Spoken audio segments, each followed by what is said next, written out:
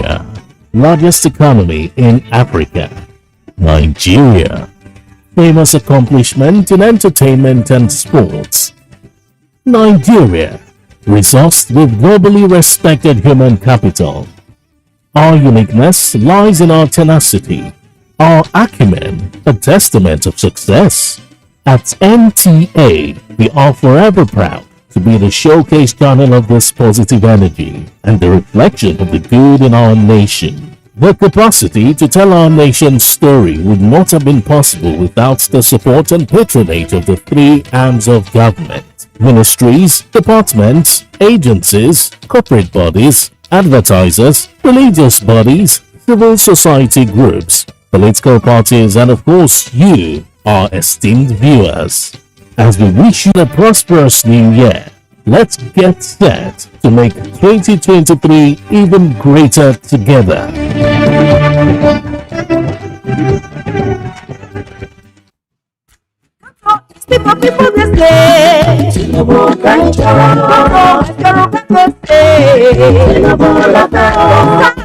The people may shout.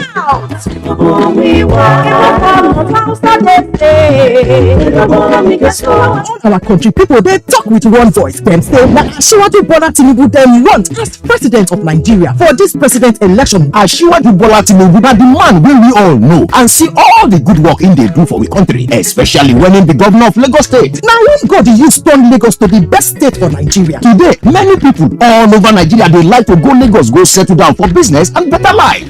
Because of the good work when Bola Tinubu do. People of Nigeria, as Asiwaju do for Lagos, now so him ready to do am for the whole country. Vote Asiwaju Bola Tinubu for president of Nigeria. Vote Kashim Shettima as vice president. Vote APC, the party wey get broom.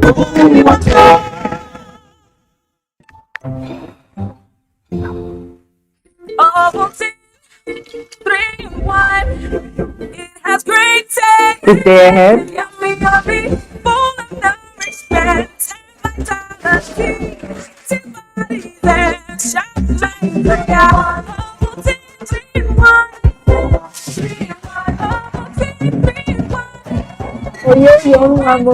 Ovaltine 3-in-1. Smart choice for smart kids. To every politician, as the campaigns gain momentum and passions begin to rise, remember, the errors of your opponents do not make you a success. Do not run down your opponent and inflame passions to violence between and among your supporters. What counts is what you plan to do for the electorate and how you intend to relieve the sufferings and bring succor. Nigeria is in dire need of patriotic leaders at all levels, leaders who will make national development their priority. Concentrate on telling the electorate what you intend to do when you get into office. Focus on making your vision clear to the electorate. Don't engage in verbal abuses, fake news or speeches. Keep dealing with issues that will bring progress. You win the hearts and minds of the people by being above board, by being civil, patriotic, and showing empathy. Let's join hands to make the 2023 elections peaceful. A message from the National Orientation Agency. The security situation in Nigeria has been reasonably stable in spite of activities of unpatriotic elements engaged in various criminal activities around the country. Daily situation reports coming in from states. 2 months ago, it has shown relative peace on many of our highways, such as Abuja, Kaduna, Birnin Gwari, Sokoto, Zamfara, Kaduna. This message is brought to you from the Federal Ministry of Information and Culture.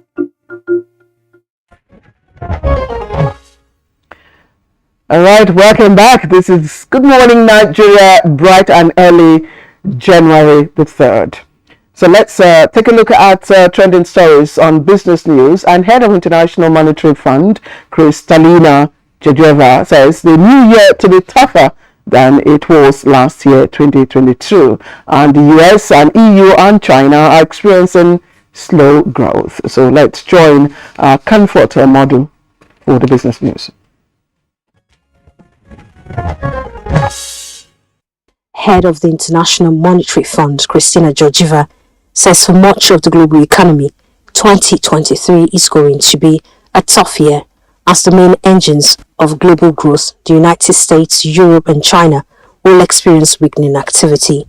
In October, the IMF cut its outlook for global economic growth in 2023, reflecting the continuing drag from the war in Ukraine, as well as inflation pressures and high interest rates engineered by central banks like the US Federal Reserve, aimed at bringing those price pressures to heel. Since then, China has scrapped its zero-COVID policy and embarked on a chaotic reopening of its economy. Economic watchers say Georgieva's comment suggests another cut to both China and global growth outlooks may be in the offing later this month, when the IMF typically unveils updated forecasts during the World Economic Forum in Davos, Switzerland.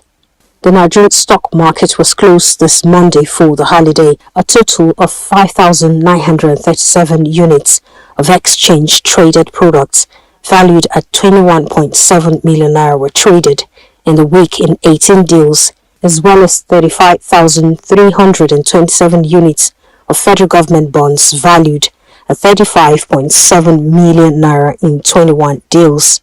25 equities appreciated in the week, while 33 equities depreciated, and 98 equities remained unchanged. Markets in the US, Britain, Ireland, Singapore, Japan, Hong Kong and Australia were equally closed for the holiday. Many European stock markets are, however, opened and edged higher with business news. Comfort Amodu. Thank you, Comfort. And next on the program is a review of today's dailies. Newspaper review.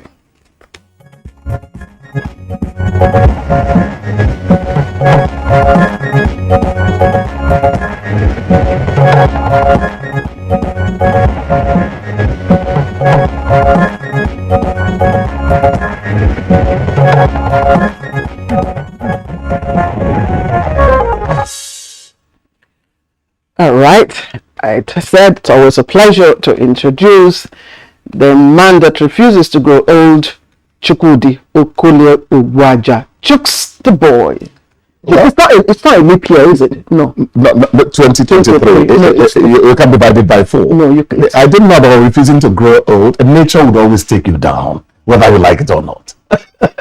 I'm the one welcoming you. My pleasure. You are making me too bold. Yeah, I'm not welcoming you to her direction. I'm just welcoming you to the program. Thank you. Thank you. Why? You know, we do He doesn't believe in New Year. No, we do things differently. Well, we better ask him why he doesn't. We have to after the program. We have 2 papers this morning to review. Yes. Isn't that? Yes. And perhaps more from other papers that will come from you. But for now, let's go to the Nation newspaper. Let's begin with the Nation newspaper. Okay, the Nation, above the name flag of the paper. Bandit gunned down in Katsina police shootout. That's on page 2. Nigeria raises concern over rising COVID-19 cases in China. It's on page 25. 4 killed in gunmen attack on Ohakim's convoy. It's on page 2. Now below the name flag. Letter. Obasanjo is jealous, frustrated, says presidency. Wike, ex-president's endorsement of Obi, a stain on Atiku. Backing for LP presidential candidate inconsequential, according to chieftain of APC in Ondo State. All right, now below the photo story, Tinubu insists petrol subsidy must go. Details on page 4. Funeral rights for Pele begins. That's on page 31. Pope Benedict lies in state. All right. 1/3 of the world may slip into recession this year. IMF warns. You can get that on page 5. Perpetrators of attack. That's at the bottom of the nation. Perpetrators of attack on my convoy will be prosecuted, says Tambuwal. All right, Claire. Okay, I also have the Punch, and let's punch away. Anti-Buhari letter. Presidency lambasts. Obasanjo says ex-president government corrupt. Details of that on page 2. It comes with a number of riders there. But that's the lead story on the front page of the Punch. Above the nameplate, external reserves fell in 2022 by 3.4 billion naira. That's reports. Of course, you'll see the picture of the CBN governor there, Godwin Emefiele. Mobile subscriptions rise by 23 million, now 218 million. Details of that on page 17. Power generation crashes by 990 megawatts. Gencos lose 1.8 trillion naira. And National Assembly budgets 850 million naira for failed constitution amendment. Details of that on page 12. Down the foot of the paper, you find Aja DPO transferred as police redeploy corps, and presidential brigade soldier fires Abuja motorcyclist, kills passenger. Details of that you can find on page 4.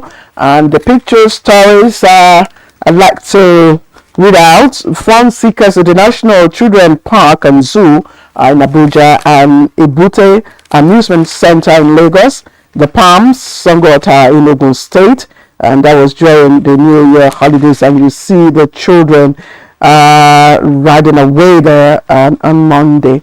All right, that's the outlook of the Punch, gentlemen. I think Chukwudi, which would you like? Hi or no? I have a feeling we have skated around politics, because politicians will always be politicians. And because it's the season. It's the season, and let them have their field day.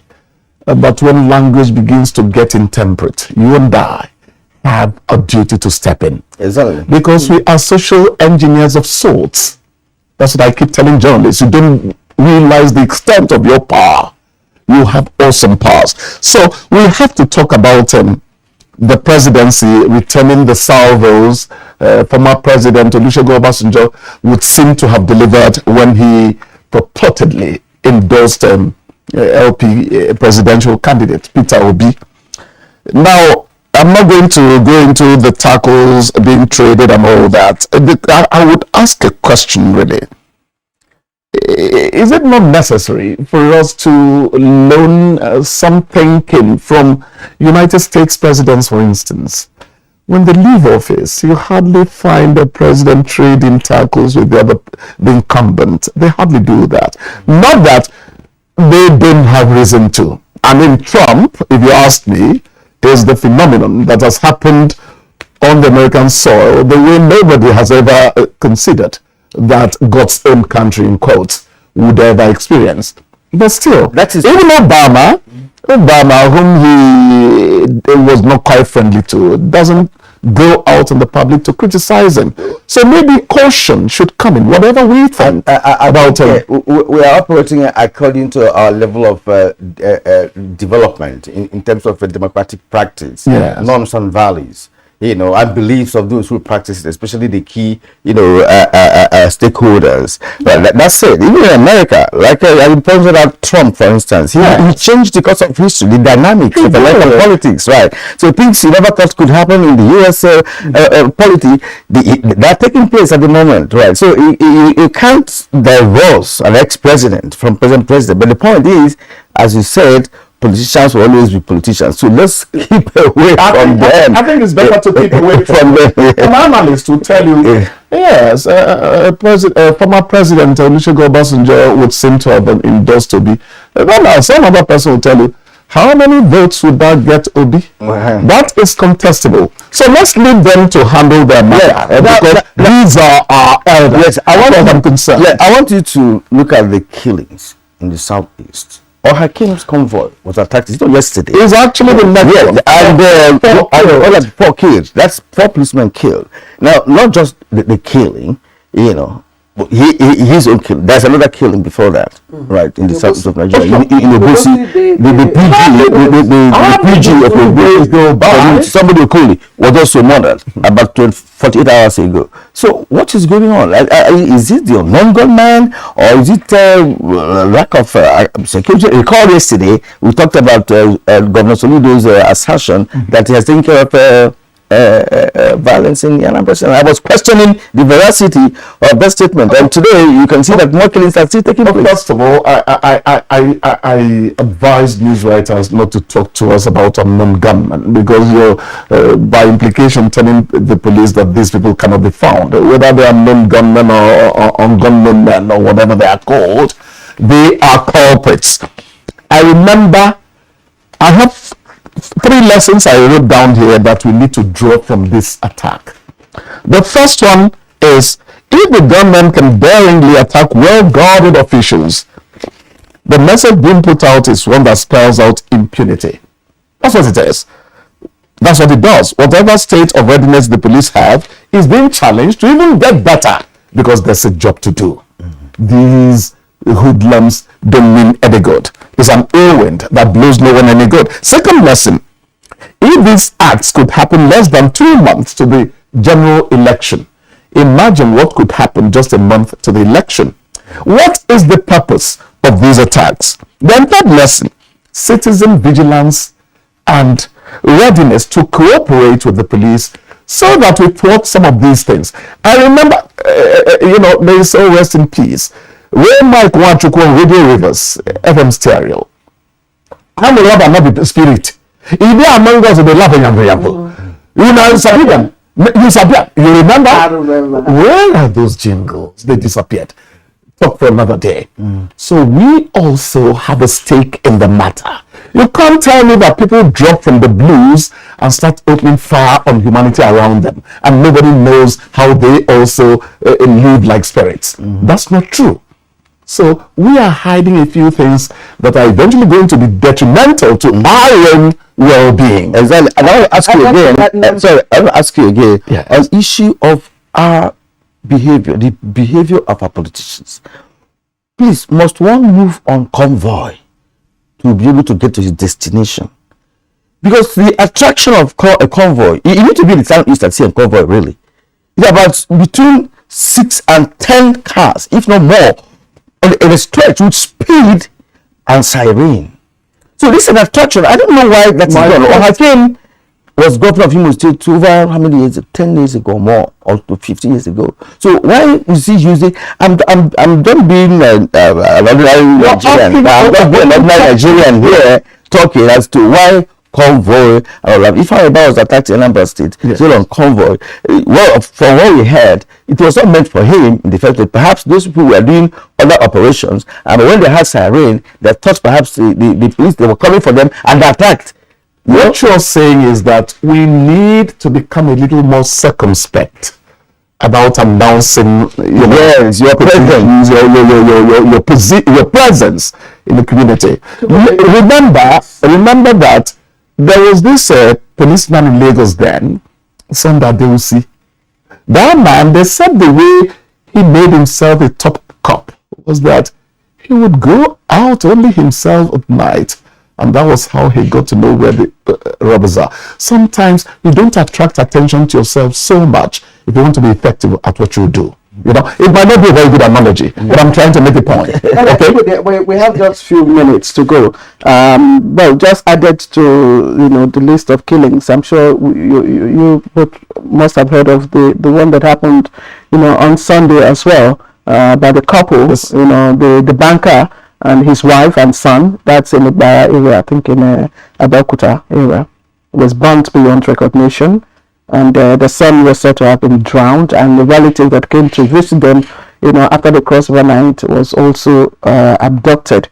It was quite sad. Now we also have another one, Presidential Brigade soldier firing Abuja motorcyclist, and this happened somewhere along Aguri Road, Silveri, in Sokoro.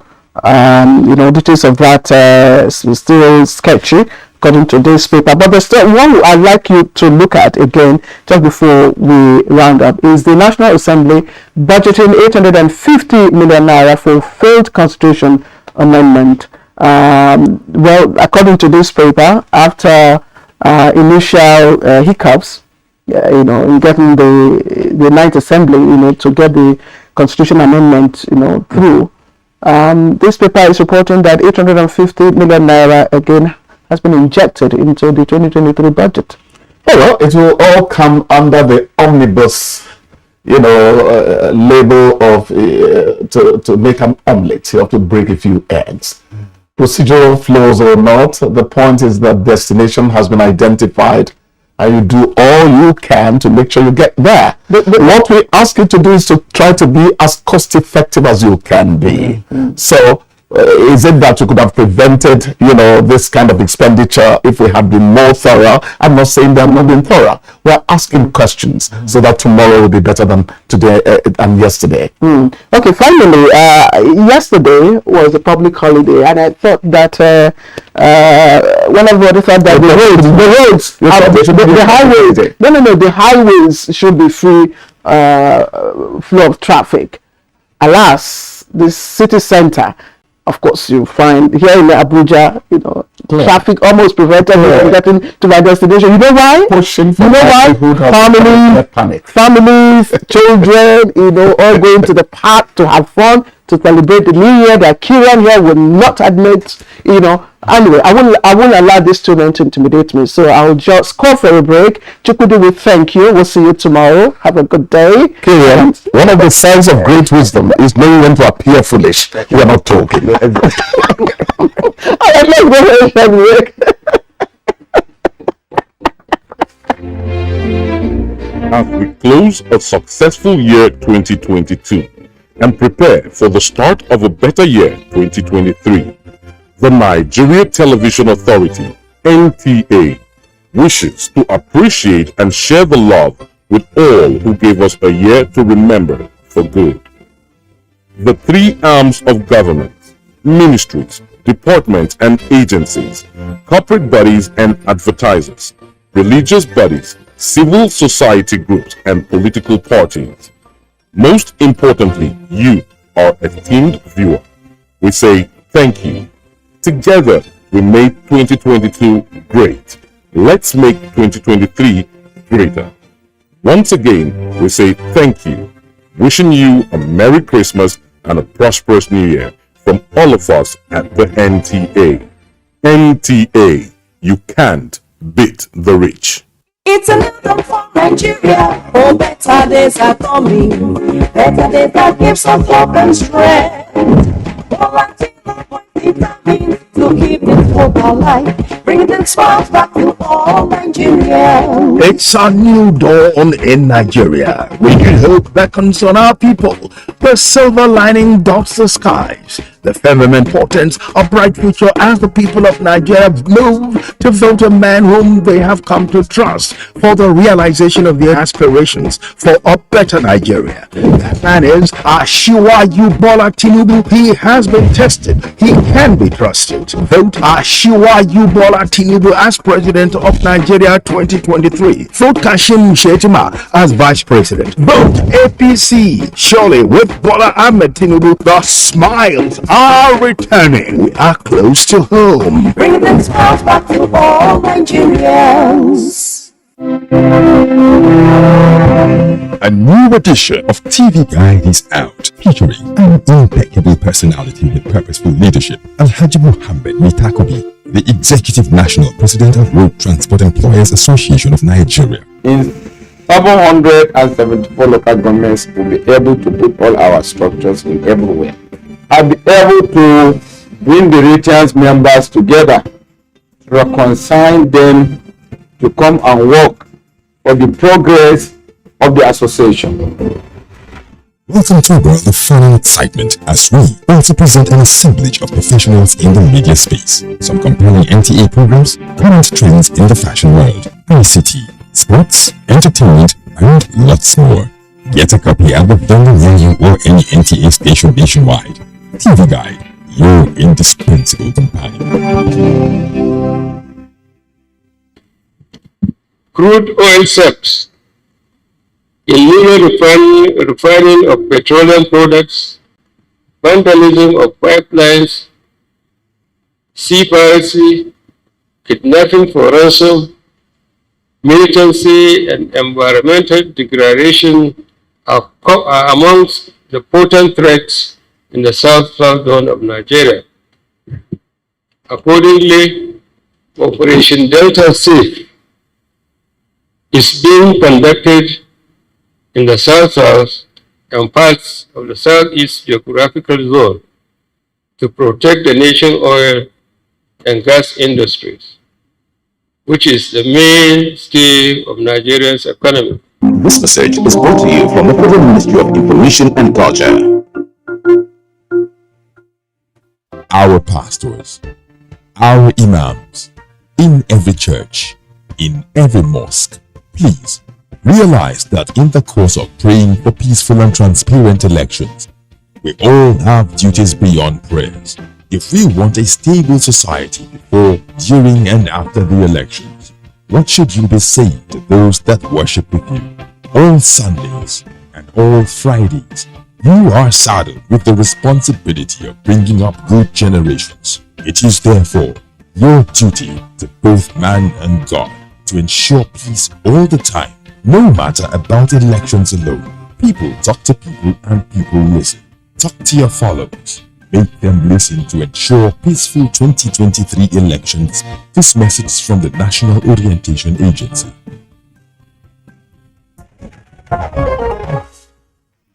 You know, the item a bit weak. And now to begin our discussion on the subject matter, let's watch and of course view some Nigerians' comments on their expectations from the security sector come, well, in 2023, because we're in 2023. All right, let's take that report.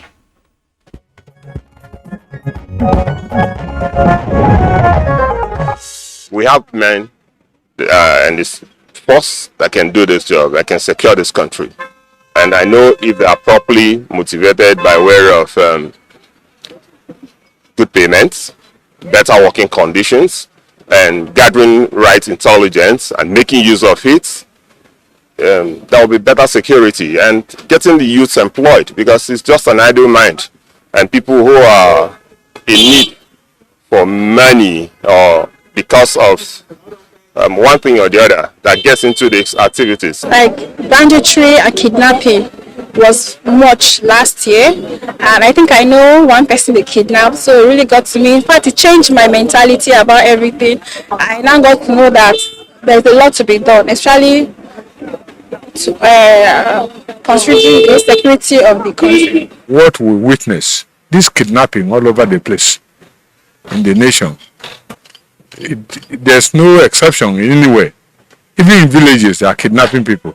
That will stop, so that Nigerians will go free without being harassed or be kidnapped and then begin to demand for money and sometimes killed or slaughtered even after the money has been given. That is not good nation. We must leave that one. They should just make sure everybody in your house and wherever you find yourself, you're just confident and comfortable that you can go out, get what you want, and come back safely without anybody, to the fear of unknown gunmen. In terrorism, in banditry, in kidnapping, farmer-herder clashes in our country, things are coming down. And also generally, there is increasing activity by the government of Nigeria to stabilize the entire West African region. A secure and stable Nigeria is indispensable for overall peace and prosperity of not only the country but Africa, with huge implications for global peace and stability.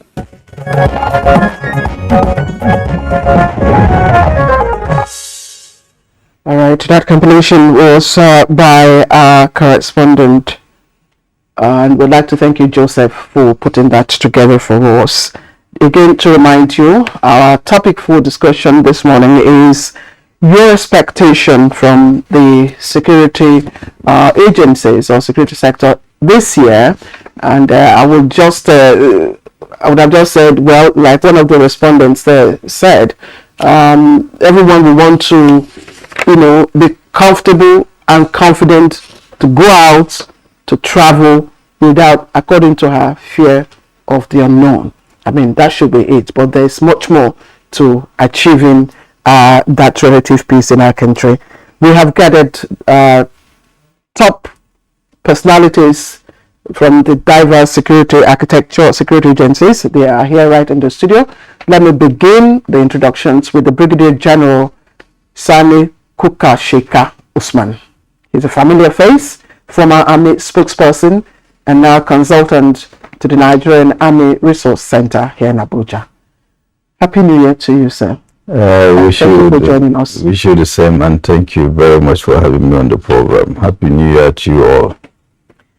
Also here with us in the studio is Group Captain Sadiq Garbashehu, retired, and he is a security and defense consultant and also expert in Safe School Declaration. Thank you for finding time to join us. Happy New Year. Happy New Year to you. All right. Now, from our Just Studio is Brigadier General John Temlong, First Commander, Multinational Joint Task Force, and former President of Alumni Association of National Defense College and Security Consultant. Hi, good morning, Happy New Year, and welcome to Good Morning Nigeria. Happy New Year, Kiran. Happy New Year, Nigerians. Good morning, my colleagues in the studio, and good morning, Nigerians. Yeah, gentlemen, once again, we're glad to have you here with us. And you are experienced men when it comes to security in Nigeria, having served at various capacities in the military. Of course, we have discussed topics related to this a number of occasions where you were guests on this platform. And so we may like to begin by doing an assessment or evaluation of what transpired last year with respect to security challenges in Nigeria, which is multifaceted as we know it. In fact, we're learning new words. We started learning new words some years ago, like we used to know militants, but we didn't know about banditry. That one came on board. Kidnapping was at a low ebb then in the south of Nigeria, but today it's been exacerbated. I mean, it's all over the place. So let's begin with Brigadier Sani Kukasheka, former Army spokesperson. What's your evaluation of last year? What happened in the security sector? I think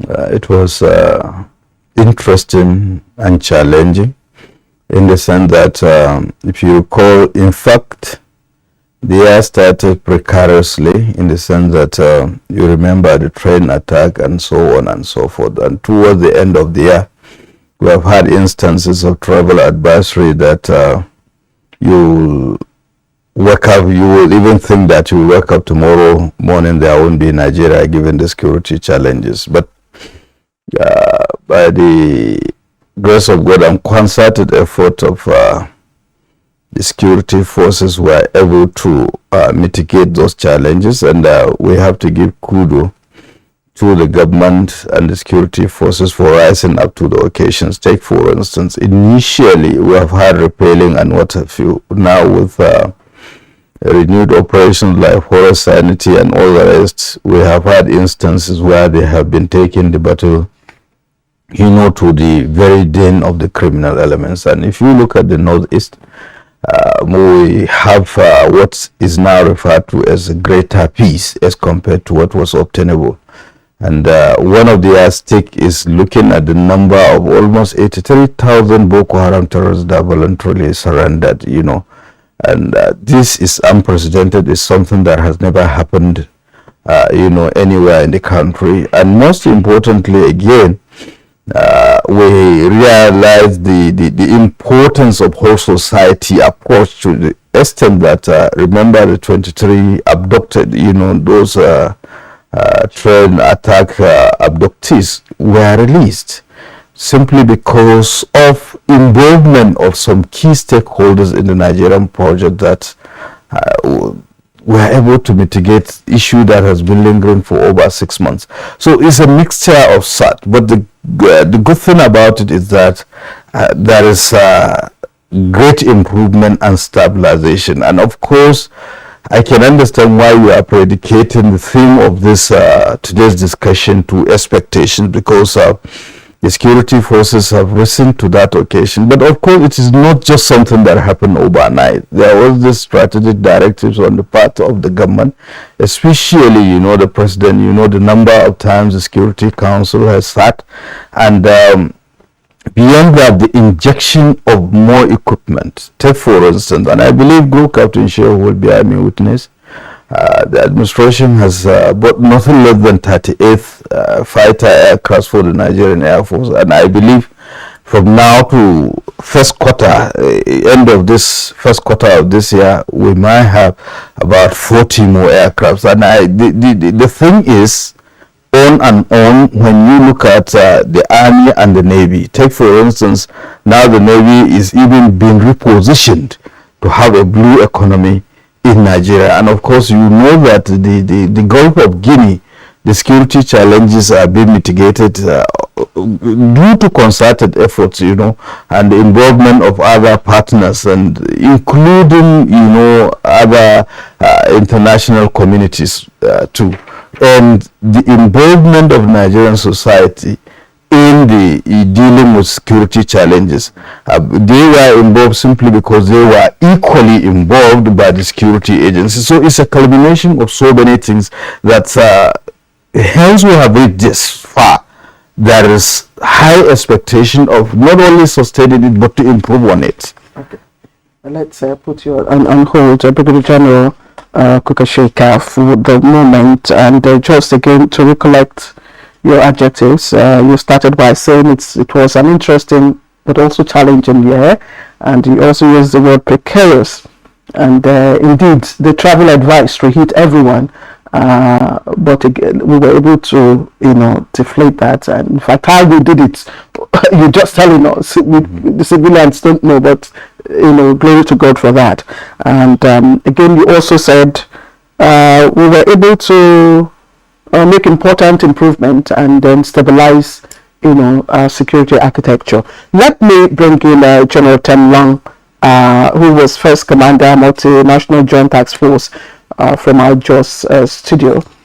You probably would be looking at insecurity from, you know, a global phenomenon perspective, and rightly so if we consider events, you know, happening in other parts of the country. But insecurity so evolved so far, so much that I'm wondering what you feel or what you felt last year when, for instance, we had the travel advisory, the train attack on the, you know, Abuja Kaduna bound train, and of course other events that took place. What's your evaluation of 2022 with regards to security?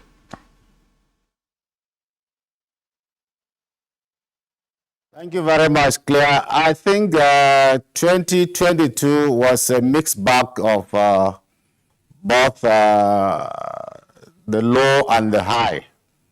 The low, when we had the terrible, unfortunate situation with the train attacks, as you said, where innocent travelers were traveling from Abuja to Kaduna, and they were kidnapped, attacked, some were killed. Heart goes out to those who lost their loved ones. And then the travel advisory on the kidnappings that were going around the country, even here in Jos, North Central, sporadic attacks here and there. I think that those were some of the lows, but I think the highs was that, and I think we want to give kudos to the NTA and other media houses too, because you have brought our security to the front burner, and the discussions that have been going on has been in such a way that has helped Nigerians be able to know that they have a role to play in the all-of-society approach towards security. And if you see the successes that were recorded sometimes last year, It's as a result of credible intelligence that were coming in from the Nigerian people to the security forces.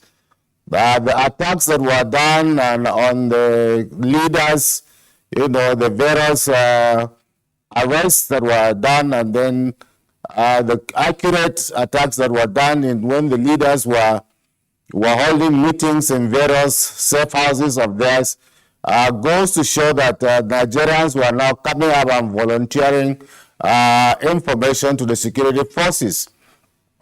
So I think, and I said here before, that Nigerians must take back the space from the criminals. If we don't take back the space from the criminals, they will continue to dictate the narrative to us. So going forward, what you see last year was that there were lows, but there were some very good successes that were recorded, which has improved the situation a lot. I know politicians are trying to use it for their political gains, but in national security, you don't bring in politics into it. We ask them to work towards improving the situation with the security sectors, including the population, because we need to build the capacity of our Nigerians more and more, to be able to come up with credible intelligence towards helping the security forces to move forward and smoke out these criminals. They live with us, we know them, people just don't talk to them, and unfortunately in Nigeria too, is that we worship money. We don't even care the source of money, how people get money. I listened to your newspaper review where you are talking of people moving with convoy of 10, 15 vehicles when they are not even in government. Even if in government, do you need those number of vehicles? Don't we see what is happening abroad? Why are we attracting so much attention to ourselves? How do you sustain all those vehicles that you are moving in your convoy? How do you sustain the thugs that move along with you? I mean, we create all this unfavorable situation. At the end of the day, we start blaming government, we start blaming security forces. I think we must take responsibility for our security. We must take responsibility for our conduct, and we must change the narrative for good and make sure that we take back the space from criminals.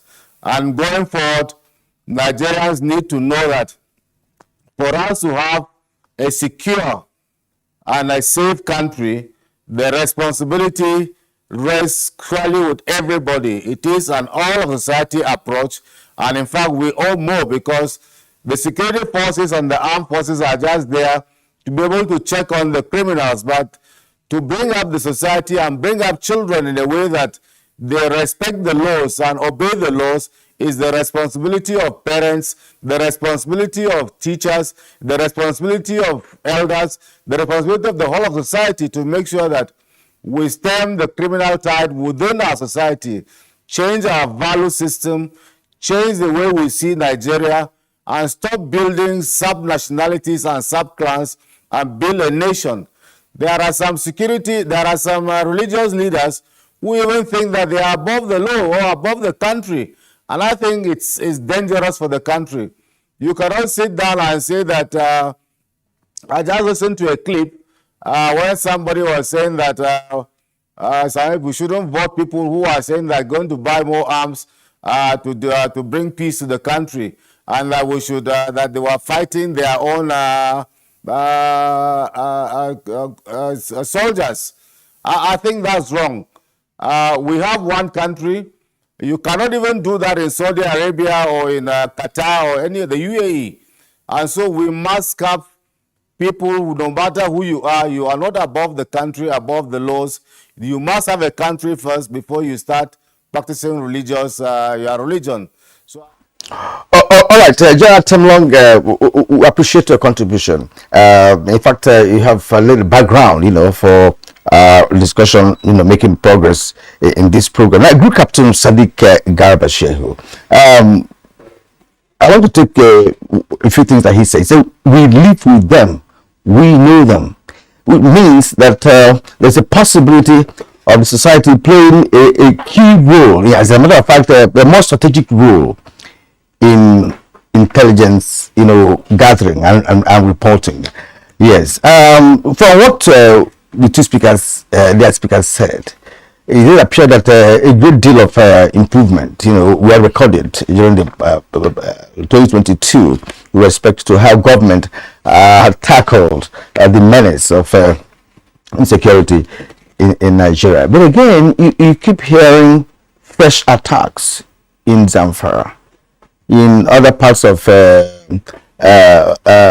southeast of Nigeria, even the southwest. There are still not necessarily pockets, but there are kidnappings going on. As that a few days ago, several people, in fact, tens of people were kidnapped somewhere in Zamfara, and there were also frontal attacks, between the bandits and, of course, security agencies or perhaps vigilante groups, as the case may be.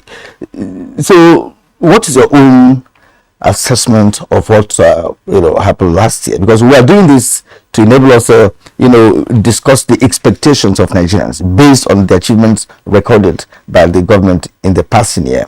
So how do we look at it, especially with respect to the involvement of the Air Force in the entire scenario that first brought us to the level of saying, look, that government has done well so far? Thank you very much. I join my colleagues in agreeing that 2022 is a checkered report card. What I was saying, overall, there's definitely an improvement in terms of the performance of the armed forces, in terms of even the government effort to equip the armed forces and ensure that they have what is required for them to do the job. Having said that, when discussing Nigeria's security, I normally look at it. We started with the term multifaceted. The security is multifaceted because you could divide it into 3 or 4 areas. First, there is the well-known and the public catching Northeast because it is an insurgency, it is terrorism.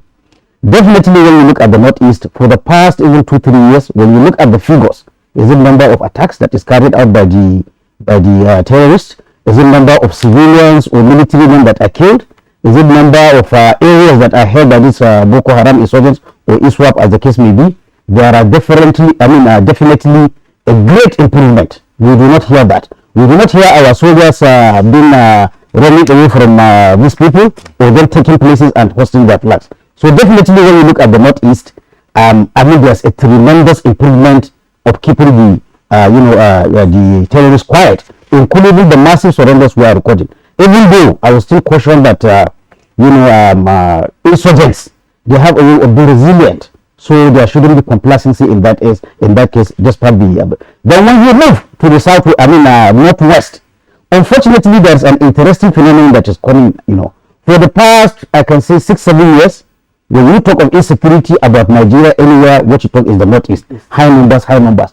But surreptitiously, the killings of people has even in the Northwest has overtaken the figures in the Northeast.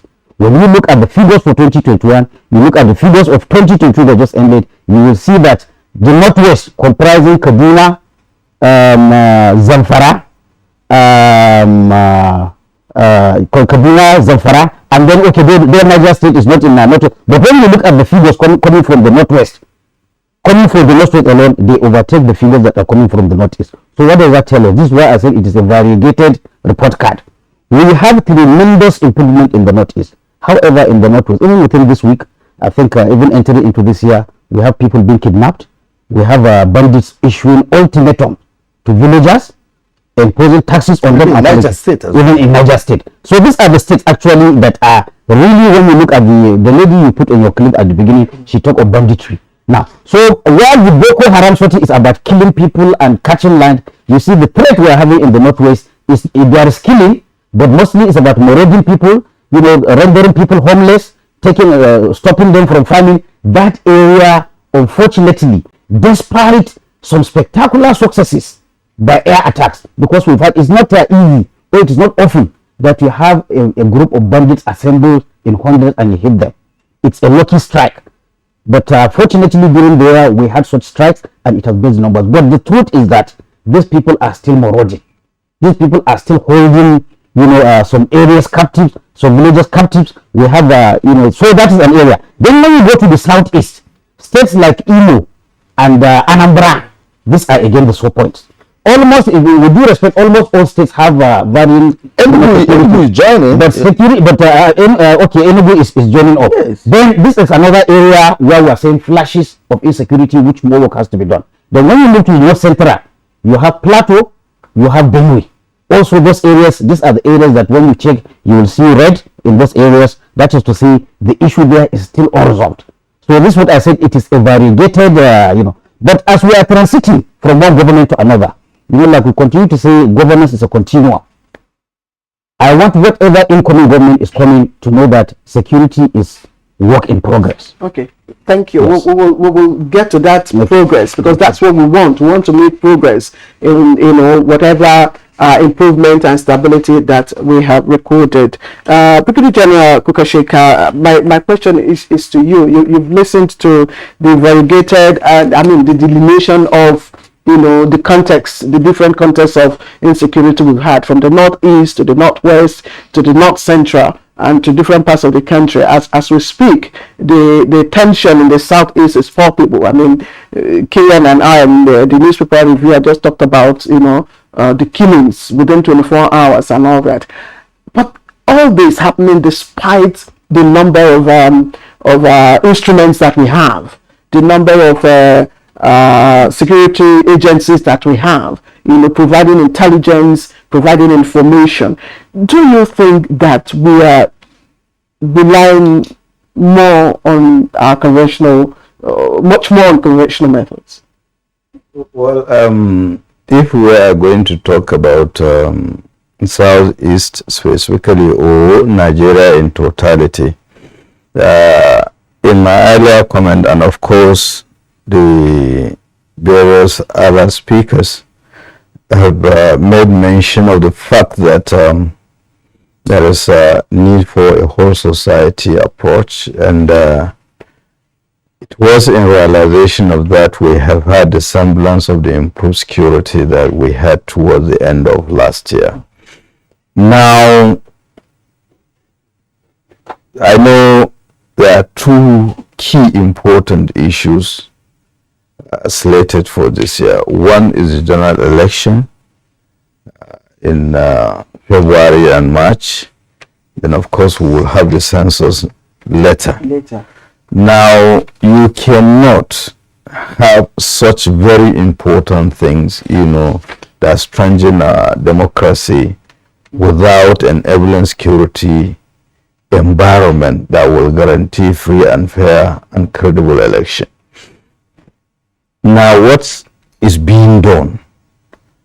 Constantly, ANEC has been reassuring the level of preparedness. We've seen it in Owerri, and recently at the International Conference Center, the various stakeholders and all the rest.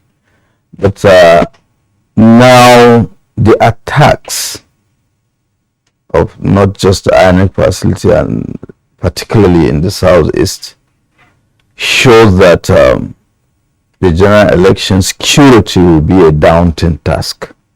More so, the criminal elements have perfected the use of improvised explosive devices. Not only that, the use of grenades. Just yesterday, we have had a casualty figure of about 4 policemen that were killed that could have claimed the life of a former governor. So that's tell you there is a missing link. So what is that missing link? We have to look at it critically. And possibly part of the missing link, I think, is the constructive engagement beyond the security agencies of other stakeholders. Who are those? Look at the population of this country. 65% of it are youth. To what extent are we employing them? Not necessarily in terms of job opportunity, but using them as part of security architecture. To what extent are you consulting them? Because bulk of Nigerian election is always associated with violence, times and time. And who are those in most instances that perpetuate the act of violence? They are the youth. To what extent are we engaging them? Then one other critical component is our traditional rulers. To what extent, or leaders, To what extent are we involving them in these issues? So it is not just the security agencies, but there are other components of Nigerian society. And we have had instances beyond, the kinetic aspect of it that you have made reference to, the security, or had what of the soft power, the non-kinetic aspect of it? To what extent are we engaging the Nigerian society in that respect? Because some of these conflicts have been with us. How are we mitigating them? Beyond the use of security, the coercive arms of the society. So that is one. And secondly, the issue now, again, is the level of the synergy among the various components that make up the security architecture of the country. It is a good thing that we have had, far-reaching decisions, in those references that made Owerri, now Abuja. But to what extent are we following through to those decisions that were taken during those engagement or conferences, affecting the various components of society? And you can still pick that up and replicate it in all the six geopolitical zones of the country, because virtually there is no part of the country that is not experiencing one security challenge or the other.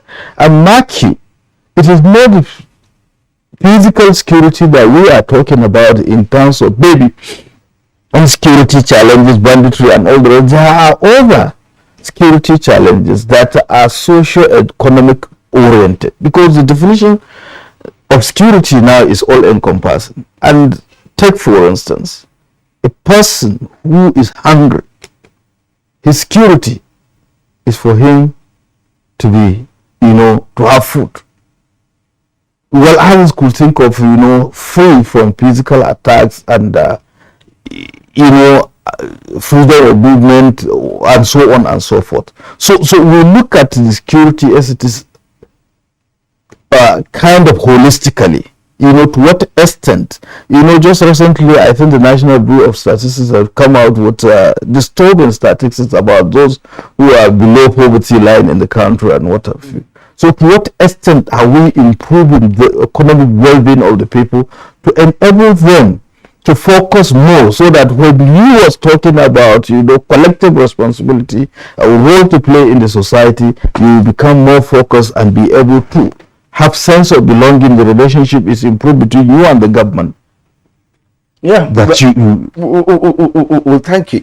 When you talk about engaging Nigerians, the synergy between the different agencies, security agencies in the military architecture, and what have you, I want to believe that what we're experiencing today in terms of insecurity could have been the mistakes of yesterday, which is why we're talking about how are you engaging the youths. If youths had been engaged some 20, 30 years ago, these things wouldn't have been occurring by now, because we have so many youths who are now diverted from what should be their daily occupation to something that first one could give them money. That is why recruitment into banditry or recruitment into terrorism is very easy, because they are willing tools already. They are all, parading the streets and have nothing doing, just like you pointed out. But the point is, now we are already experiencing insecurity, and they are diverse in nature.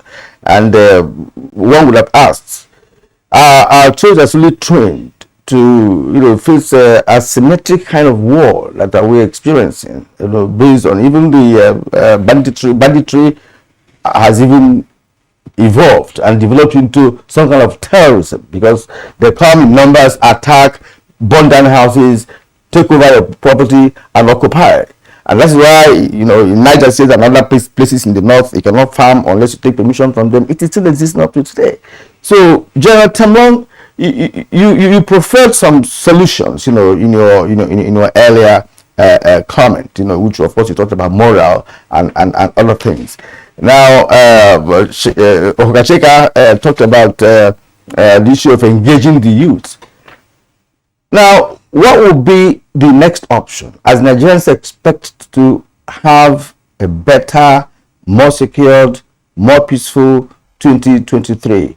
Kinetic approach is almost 80%, but it doesn't seem to be completely yielding the dividend that we require? Should there be any other alternative in terms of inviting the persons who are concerned to come and sit down with government and talk?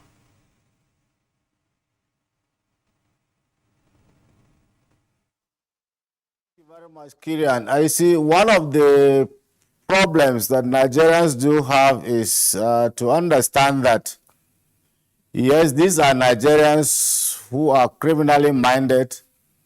They have some foreign collaborators. What you want is, like the president said, a secured and a peaceful, a safe Nigeria that is peaceful. So what do? Yes, are you going to say carry the 83,000 that surrendered and dump them into the prison yard for life? Can your prison facilities hold them? They are Nigerians. You want to bring them back. And so there is going to be a lot of problems which has to be looked at. Unfortunately, we looked at this at the Alumni Association of the National Defense College, and some of our findings are still there in the journals, which we made available to government, and they are still there. You can get them at the Defense College in the alumni office. We talked about transitional justice issues. Now, when people know those who took out arms against them, or those who brutalized them, and suddenly they are let loose within the society moving around, you find out that there will be problems in accepting them back into the fold. So going forward, you have to look at these transitional justice issues. You have to look at the situation where there is a role reversal, because there are those who are very well-to-do before in the society that were dealt with by these criminals. Their houses burnt, businesses looted, and everything. And suddenly, the criminals are back with more money than those who made their money legitimately in the society. And you know that they will now command more influence. So that's another problem. Now, going forward, like you said, we need to look at the way we run government in this country, the issue of governance. Governance has been a problem. Governance is not about serving. Governance is about self. Governance is about aggrandizement and about power here in Nigeria, which is wrong. You see that a local government chairman sees himself as a state governor, not just as a staff governor, sees himself as over and above the people he is put in charge of. The councillor sees himself the same way, and so he starts surrounding himself with some aides who will now be pushing people left, right, center. The same thing with our legislators who are supposed to be representing us. They see themselves as executives. They move in highbrow vehicles, color-tinted, with so many armed welding policemen and thugs pushing people off the streets. So it goes up and up. So there is a disconnect between those who are in government and those who they are governing. So we must close that gap and look at the situation. What is the actual problem? You see, we must build the capacity of even those who are supposed to take up responsibility from the local government right up to the national level. And that brings to mind the issue of a transition law, where you must have capacity building for those who will come in place. Secondly, capacity building is not supposed to be a one-way thing. Even the citizens themselves. Now, if you look at the Nigerian National Defense Policy, it is a people-centered defense policy where it talks about the role of the citizens in national defense. That document was signed off by the president in 2017, and I'm telling you that the implementation is almost zero, because it looks as if Nigerians see it as if it is a Ministry of Defense responsibility.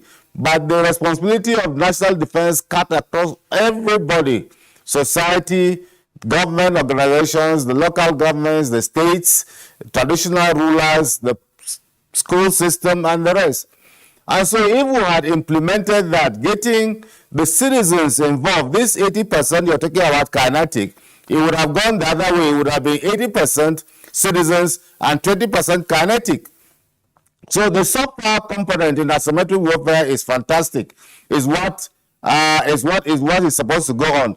So I think going forward, we need to get our citizens right from the homes, change the values, teaching them what it is to be citizens of this country, not just citizens, but active citizens, good citizens, not passive and bad citizens.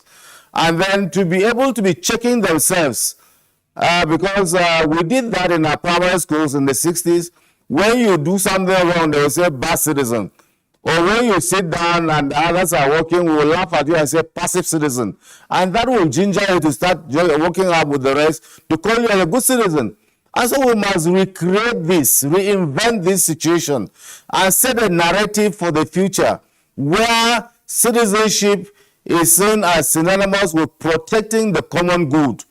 Nigeria, secured Nigeria, a peaceful Nigeria, a Nigeria that is progressive, a Nigeria that looks after the interests of everybody in Nigeria, a Nigeria that, a harm to one is a harm to all. So in that case, when you attack, an attack is going on in Zamfara, people in Plateau or in Imo State should start thinking that, should be showing empathy with people in Zamfara and say, look, this is an attack on all. Not that what is happening in Imo, then people in Lagos are saying that's an Igbo problem. And I think going forward again, the Igbo politicians must actually come together. There is a serious problem with Igbo leadership. And it is unfortunate that we are seeing all these things happening there. The leadership has allowed some miscreants to take over the space of leadership. And that's why even the leaders themselves are targets. And I think the stakes are always too high in those areas. They must tone down their rhetorics. They must accept that politics is a game. It's not a winner-take-all situation. One will win, one will not win.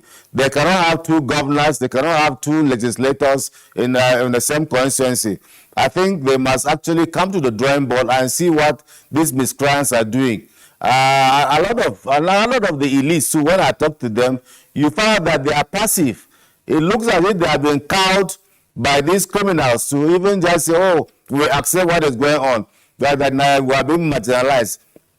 If you are even being marginalized, how do you get out? You negotiate. You work for power. You work for it. Not just sitting down and being on the sidelines and allowing the miscreants to be going on. And some are even following and giving them resources, sponsoring them. So I think we must be serious that if we want to take back the public space from the criminals, we must make sacrifices. Leadership must come out and make sacrifices. Leadership must come out and talk.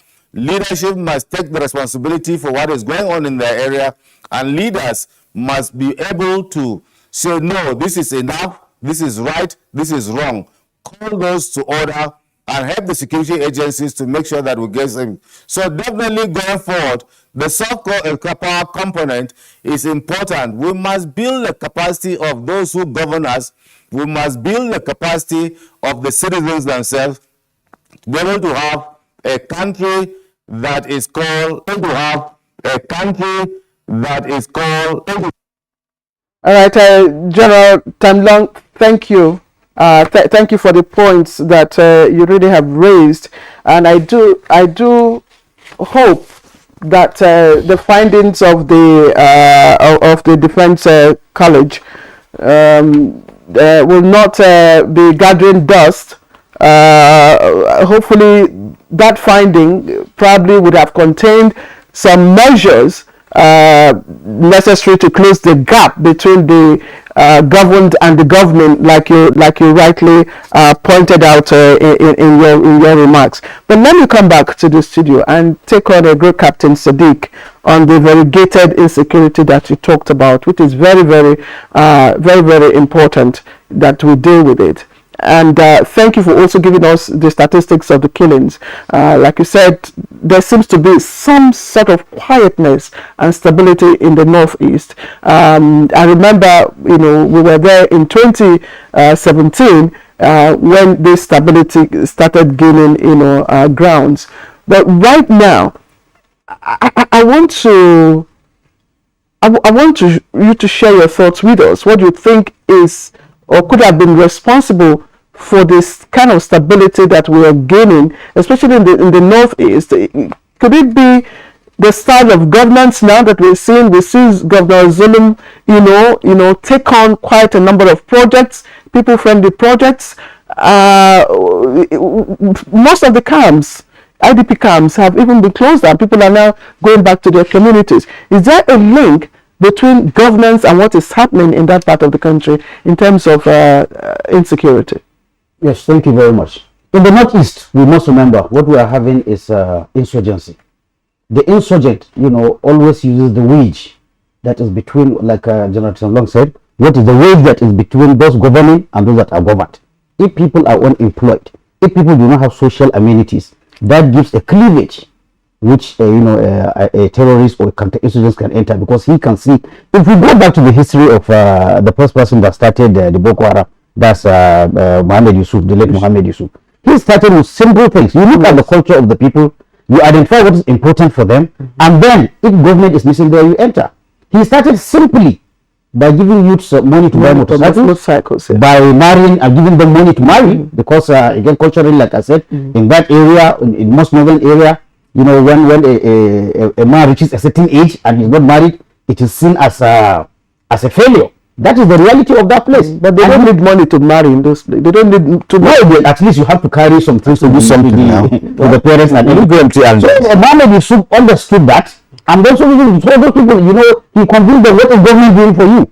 Government is doing nothing for you. Burn your certificates. Me, I'm not government, but look at them doing. And they could see it on the ground. So definitely, when you say what is the responsible for the success, yes, like we said, counter-insurgency, by definition, is the sum of all political, military, legal, economic actions all together combined. Even though we always have the tendency of looking at it purely from the military kinetic kind of thing. So when you have the government, the local government or the state government that is also doing its own, utmost best to see that the citizens are gainfully employed, to see that people that live their houses were rebuilt, the local government is doing very well. Federal government is also adding to that. I have, by virtue of some of the consulting work, I have visited places where government has built houses, people have come back, giving them pipe-borne water. So when you combine that with what the military is also doing, then you have success.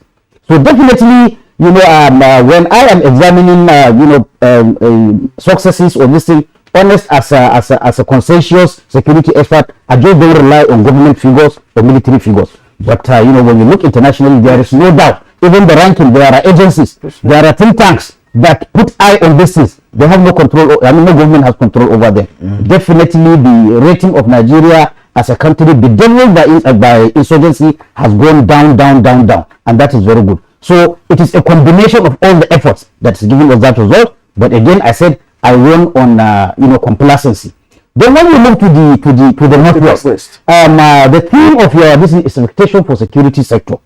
Just like with due respect, a housewife or any employee you give, when you employ him, you have to give him the enabling environment to perform. This enabling environment could be financial, could be human, could be material, could be training kind of resources. So again, we have to continue asking. The truth, which we don't want to face, is that since the beginning of democracy, I have done research on these things. From when we started, when we came back to democracy, that's from the Obasanjo era. To be honest with you, we have not been doing much on our security architecture in terms of numbers, in terms of keeping. So, contrary to what people believe, the gap in numbers and equipment is a very big gap. It's a very big gap. So, in as much I compliment this government, probably more than any other recent government, I always say it anywhere. When you talk of, sorry, I'd like us to be, when you talk of numbers now, can you be specific? I mean, numbers and figures. You know equipment. What do you mean? How do you mean numbers? Gap in numbers. Good. In personnel? Personnel. When you look at personnel in the armed forces, when you look at personnel in the police in particular, with due respect, I could count out the other security agents, because the police, even a well-regulated society, to be honest with you, they have most of the work of keeping the country quiet. They do not have numbers. But then now that we have even kinetic operations, the military is the same military that is in the northeast, Is the same military that is in the northwest? Is the same military that you are relying on to do security for elections? It is just too much. What could be the appropriate number? If Good. Like a man going for a journey, you have to know where you are first before you know where you are going. Before you agree on the optimal number, optimal size of the security that a country needs, you have to first identify how many do you have. With due respect, even as somebody in the military, again, this is a number that is very difficult to count. And I think that doesn't show we're a good planning country. With due respect, again, I have interviewed, a national assembly member who has sat in one of the security agency or security services committee. Do you know the number of the personnel in that agency? He tells me he doesn't know. So before Madam, we come to what do we need? We have to agree how many officers and men in the military, in the DS, and this do we have. Then from there, looking at Nigeria's size, that is one of the factors you look at. Okay, the area size. Looking at what role Nigeria wants to play in international politics. We pride ourselves as the giant of Africa, the master of West Africa, so definitely we will be supporting other countries in terms of peacekeeping. How many do you need? How many borders do you have? What is the size of your population? It is based on these figures that will finally agree, and this is a work that will be done both by the executive and the legislature. But do you have the legislature asking that? They are just passing budget. They don't ask what is the size, what is the equipment. It's when you have that size, then you know what can your economy support. Because there's always this debate that people call guns versus butter. The government cannot spend 100% of money on security. You have to do education. Well, I'm very happy that this is coming from retired generals. You know, these people who group captain, and generals as well. But you know what that points to me is the fact that over the years in the security architecture of this country, nobody bothered to equip the military. When I mean the military, perhaps the armed forces, let me say armed forces, including Army, Air Force, Navy. In fact, I don't even hear about amphibious attacks in Nigeria. I don't know whether we have the kind of sophisticated kind of ships where you can launch amphibious attack from the Pacific Ocean to the Sambisa forest with precision. I don't know whether we have that. Right. So that means that the gap we mentioned has always been there.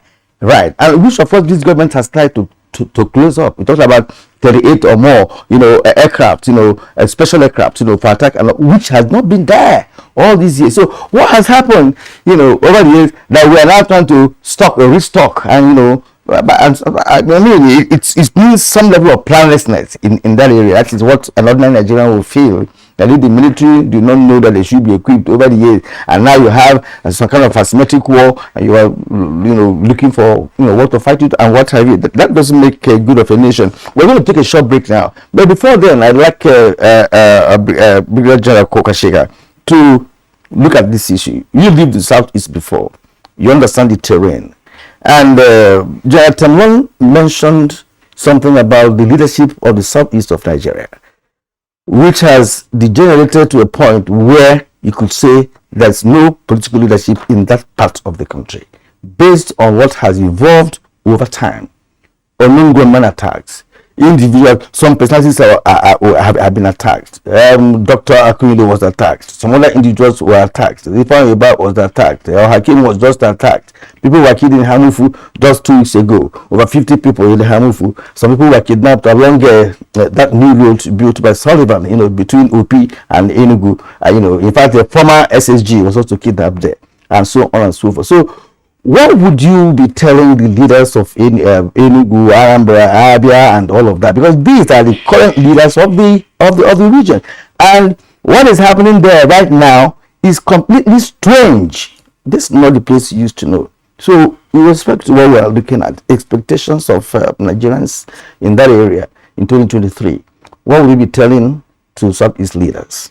Well, I think Tenlong has said something to that effect, and it is the overall leadership. It is not just the political class, but even though they have an authority, but I know that the town union, sometimes they are far more stronger than the political structure. in the southeast. But be it as it may, really there is need for them to sit down together to critically evaluate all these things. And talking about that, just recently the commander of the state vigilante group of Ebonyi State, I think his wife was equally brutally murdered. Now, bulk of the security challenges were internal. Therefore, the solution to these problems are equally internal within.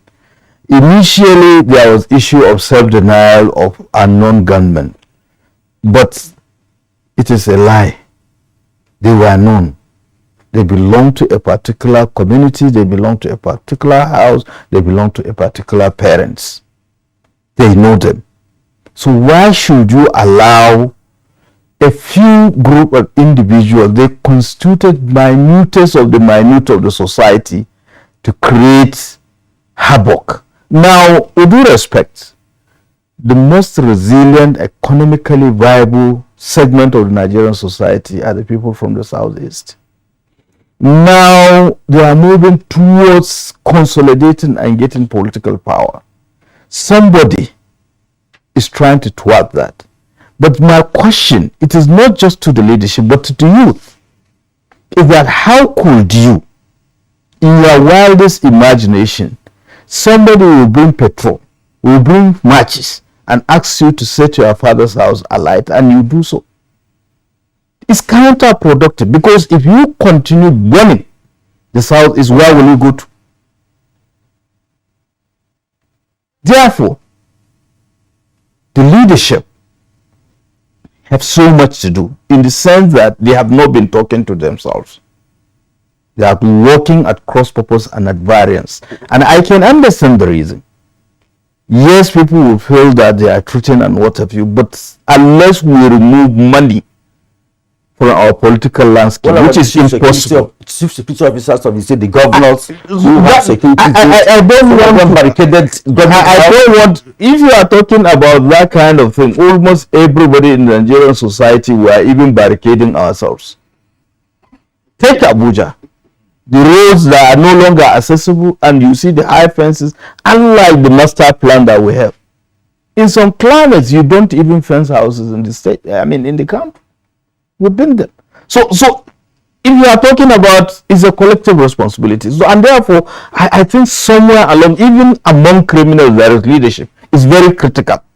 It's very important. Therefore, I will rather talk to the leadership of the southeast, cutting across all the extraneous variables of religion, governance, economy, traditional, and even the youth themselves. Now, take for instance, a professor was killed. Why? Simply because he was dressed the way I am. He was tagged as a saboteur. Possibly he has not even been to Kaduna. So how could the killer be more evil than the professor? And how long will it take you to produce another professor? And I'm not even talking about the sanctity of human lives. So these are the issues. And unless they put their acts together, and it's possible to put their acts together to understand that they are facing an existential threat that will consume each and every one. And I know they can make a difference. I'm coming. Yes, that with Anambra State governor's election just recently, it shows that it's doable. Let's pause it for a while. We need to take our commercials. So we'll return to you to. We like money too much. Let's go to our commercial break, please. They swore an oath to serve our fatherland and defend the people. They traded their freedom, comfortable homes, and mortgaged their lives on the battleground for our unity and peaceful living.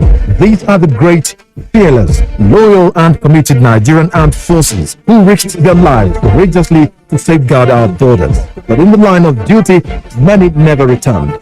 Nigerians, arise, let's celebrate our fallen heroes. Put on the remembrance emblem with pride to support the incapacitated and families of our fallen heroes.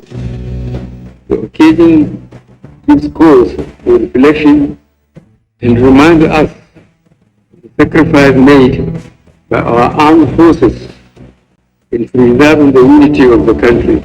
All ministries, parastatals, religious and corporate bodies to donate generously to the Emblem Appeal Launch. Send your donations to this account. Account name, Emblem Appeal Launch. Account number 393-200-7526. EcoBank Nigeria PLC.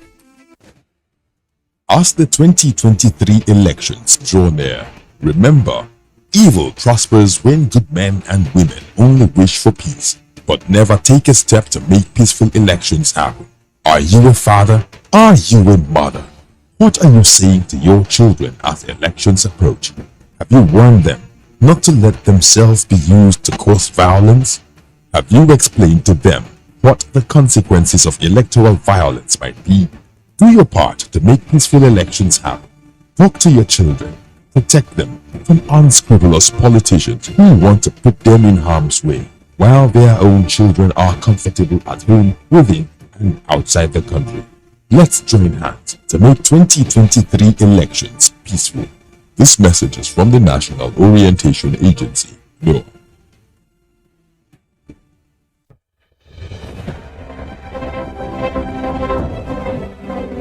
Every day in our country, senior citizens are discriminated against, disparaged, and treated with disdain by those who ought to respect them. We are all complicit in the way we have treated the elderly members of our society as institutions, families, or members of a shared society. Every time senior citizens get offered less than they deserve for the work they do because they are old, poor, and desperate, we are failing them. Senior citizen loses a child, and wow, they must be responsible for their death. Every time a senior citizen gets labeled a witch, is called mad, and shooed out of the way because they have no memory of where they were headed and look unkempt, we are failing them. We say, abeg, it all old, make it do die, make everybody for rest, to ailing parents, uncles and aunts. That's discrimination. That is neglect.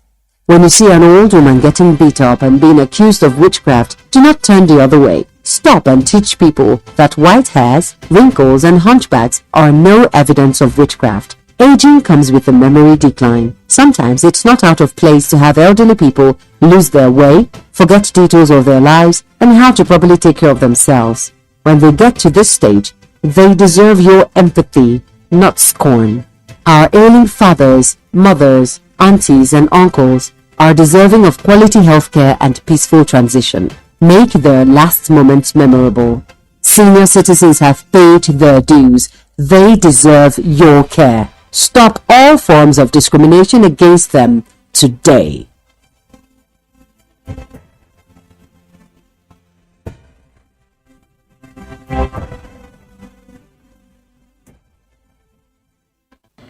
The Ministry of Police Affairs under my watch has been instrumental to strengthening the Nigerian police force to tackle challenges in the internal security architecture of the nation. To effectively achieve its mandate to protect lives and property within Nigeria, the Nigerian police have deployed operational intelligence and the ICT-based apparatus to tackle and stem the tide of crime and criminality.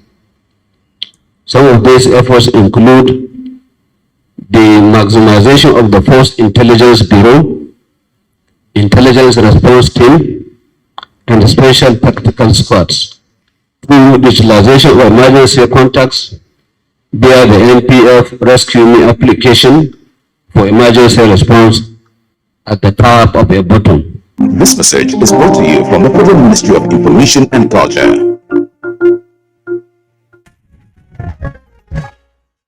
All right, welcome back. This is Good Morning Nigeria live on the network service. Let me journey to Jos and bring in General Temlong. I will return to General Kukashika. He was speaking before we went on break.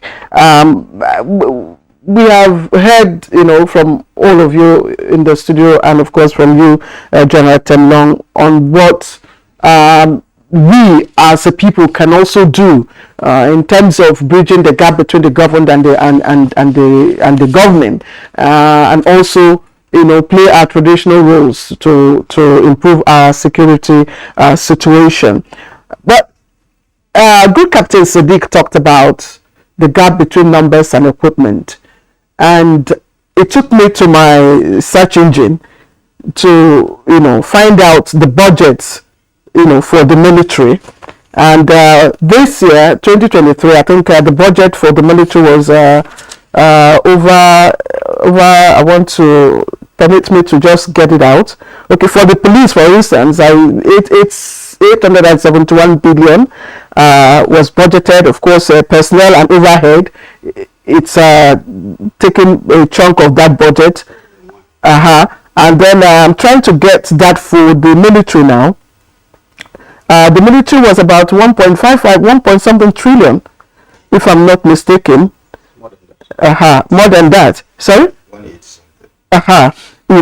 Now, the bulk of the budgets, both for the military and the police, is expended on personnel and overhead.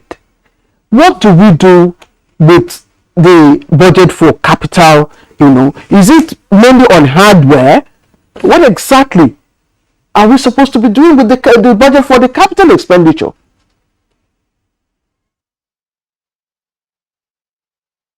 Well, thank you, Claire. Before I answer your question, let's look at the numbers like you rightly pointed out.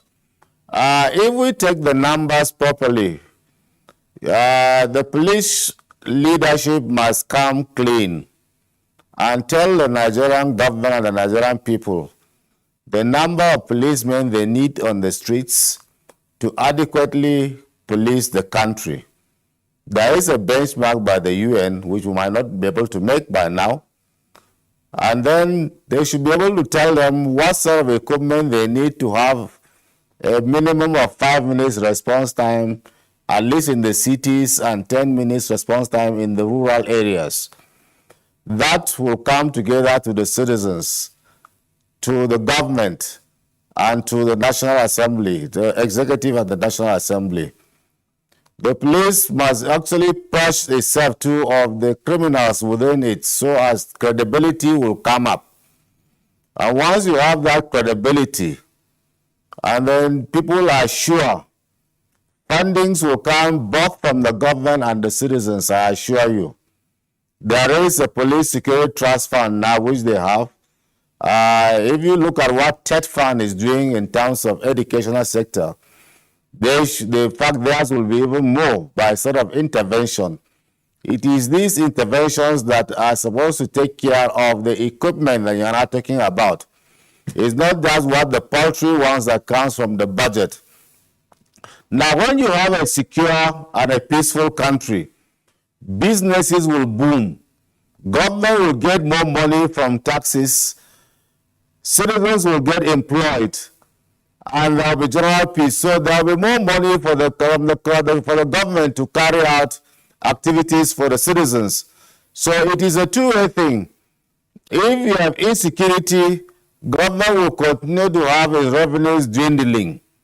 So if you want in more money, you must give Peter money, and then Pan will get more money too. So I think we need to look at those numbers. We are looking at critically sometimes, and what is happening now is that to train an average policeman, just like my colleague was saying, that if you kill a professor now, you will not get a professor within the next 5-10 years. Now, to get those numbers, you need to train them. But luckily, technology has come into, which is a force multiplier. So what an aircraft or what a drone can do in terms of patrolling or raking, it will take about how many boots on the ground to do that. So we are now augmenting the numbers with technology. So that gives you a force multiplier. So both, in fact, all the security sectors, the armed forces, the police, the DSS, and the rest must look at technology as a force multiplier. But most importantly, you still need boots on the ground, because the traditional police beats that happens in, if you go to UK, you see the London policeman in his beats. And it was so in this country too. Honestly, it's so unfortunate in this country that you drive. I drove this morning to office, there was no single security personnel that has to this studio I saw on the road. And it's a common feature in all of these things. So you see people committing crimes, street crimes are being committed everywhere, and nobody is there. People take the laws into their hands. They need to. All right, General Tamlong, we are actually running out of time. We want to see how we can share the little time we have between you guests before we round off this edition of the program. Now, the issue of the benchmark you mentioned is very, very important here because I don't believe we should be talking about how many policemen do we need, because we know we are under-policed. We know approximately we are about 200 million or thereabout. We know what the UN benchmark is. So in the army, so in the navy and air force. So it's not an issue for me to be discussing or something. I mean, it's something that we should know systematically. The system should know that, and we should adhere to it. Now, I just wonder, please, gentlemen, because you're professionals, why can't we produce our own guns? If I could see what happened in Indonesia, they have a military industry. They took us there. We went with the former Minister of Science and Technology. They took us to the military factory. They were not, when we say AK-47, they have AK-49. They have all manner of AKs, as you know, because of the way they reconstructed theirs. Right inside their barracks there, they manufacture everything, even armored cars. And we met a retired general who said that he was at Sandhurst with Obasanjo those days in their military career, during their military career, that if we don't have something like this in Nigeria, then we will be surprised. We were there. It showed us everywhere. They manufacture guns, shotguns, gun guns, AK-47s, and what have you. So I'm just wondering whether we can't get to that. But what I've seen with Nigerian engineers, military engineers, they're very good. They can do anything if given the opportunity. I've seen what I've done so far. Likewise, in the Air Force and all that, having covered science and technology, they are very good at. So why can't we, even as a nation, begin to think in that direction? Is it not a possibility? Are you asking me? Yes. Well, as much as you are agitated, I'm equally agitated, sometimes to the extent of frustration. Why? Because what you are saying, if I make reference to Bangladesh, for instance, I think that country became independent in the 70s. But I can rest assured you that the army itself has its own aviation, and most of the aircrafts were manufactured within that country.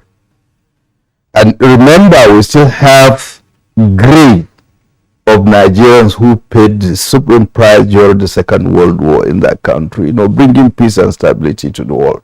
So it's such a long, we have come a long way in this country. So it is not about thinking, but it's about doing. But now the issue is, how much have you been expanding or allocating for research and development? You are making reference to, yes, but you grew up in you know Poda. Exactly. Why is it today? So basically, we are paying lip services to things that are, you know, components that will take us to the developed world, and we have the capacity. Exactly. It is not just the engineers themselves; they are individuals that are gifted. We have policies that are not being implemented, and in fact, Jonathan was making reference to researches that gathered dust by ANDEC and, of course, the National Defense College. Look at the National Institute for Policy and Strategic Studies that was established way back 1979 for over 40-something years. Has been looking at policy issues.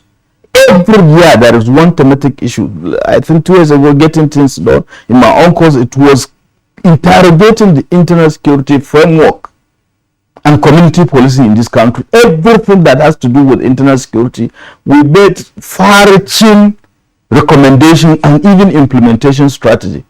All movement, all motion, no movement. And that is exactly what is affecting the issue of those things, military industrial complex you are talking about. And unless we go back to the basis, we will still have problems. Take, for instance, we kept on talking about security challenges. Each one of them emanated from a locality. The local government system is not working. So your thoughts, please. These are the issues, and we have to go back to the basis. and address these issues. We have the capacity, we have the potential. I like telling ourselves the truth and doing the right thing. We have the capacity. The world is evolving. I think it was the Russian president that says that whoever rules in the field of artificial intelligence will rule the world. Do we still have to flood the roads and streets with human policemen? I mean, do we have enough budget? CCTV. Do we have enough budget to be able to delve into the area of artificial intelligence? Great Captain Said. Thank you very much. Like General Kukashik has said, the amount, you see, one thing with security, it is an international issue. So even if a country doesn't know what to do, it can look at what other countries are doing. And when you're looking at other countries, you don't punch above your weight. You look at countries that have, similar economic index. I'm not saying Nigeria must follow America, but there are other countries mentioning Bangladesh. He's mentioning Pakistan. Those countries, they are in the same, I can say, boxing weight with them. You can look at what they are doing. Look at what they are spending on R&D. We are spending very little, very far little on R&D. And even the little we are spending, what happens? Instead of us to pull our resources together and have one research institution that all the resources, all the agencies will open. In fact, when you look at national budget, every ministry, every agency has a budget for R&D, which is just for eating. Just for eating, they will R&D. Now, if you put all the resources together, despite the fact that it's small as part of the budget, and you concentrate it in one area. To be honest with you, I am not a proponent of Nigerian Army doing research and development differently, Nigerian Air Force doing research and development differently, Navy doing differently, police differently, because we are filtering away the resources. And in fact, even when we do the resources, we operate in silos. We do not share how far I have gone. I'll give you the example of UAVs. We are talking frankly here.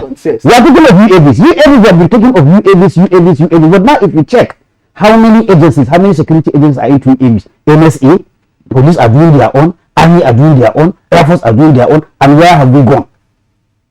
This one will go and consult Turkey, this one will go and consult Pakistan, this one will go and consult China. This is not how to grow your own everything. The whole of the US Armed Forces, with multi-billion naira budget, they only have one agency that does military research and agency. That one agency. So honest, like I said, you ask for budget. There are good guidance on budget. When the country is at peace, even the World Bank, even the IMF, because first they are about economic development, but they agree that there is no economic development without security. So they give countries guide. For a country that is at peace, try and spend from 0.5% to 1% of your budget every year on your security. Because security, like I said, is a knife which you must keep sharp. You never know when you are going to need it. What is happening with us now? I think before we conclude, there are over 150 research and development institutes in this country, in agric, science and technology put together, and agencies and parastatals of some ministries, as you pointed out. Yes. Ministry of Health is agency. They also have agencies. I'm sorry. All of them have agencies on R&D. And they have R&D budget. Exactly. And what is happening? Sorry, we have to end this conversation, Kieran.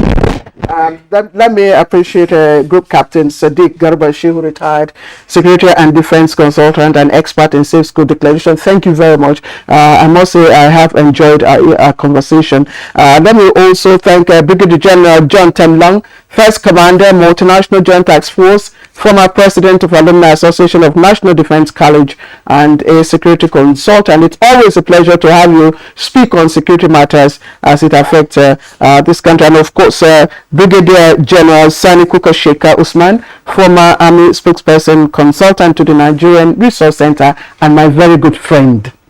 Thank you very much, sir. It's always a pleasure. Thank you so much. Okay, that's body of late Brazilian football legend Pelé to be laid to rest today in a private family funeral. And Novak Djokovic makes a return to Australia for the first time since his now overturned visa ban owing to COVID vaccine issues.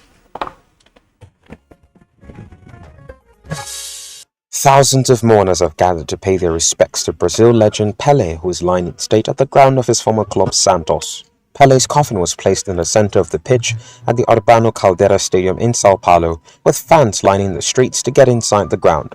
The three-time World Cup winner died at the age of 82 on 29th December. There will be a procession through the streets of Santos to a private family burial on Tuesday. Brazil's government declared 3 days of national mourning after Pele's death. Pele, arguably the world's greatest ever player, had been undergoing treatment for colon cancer since 2021. We're going to ask every country in the world to name one of their stadiums with the name of Pele, said FIFA President Gianni Infantino, who attended the memorial. In tennis, Novak Djokovic received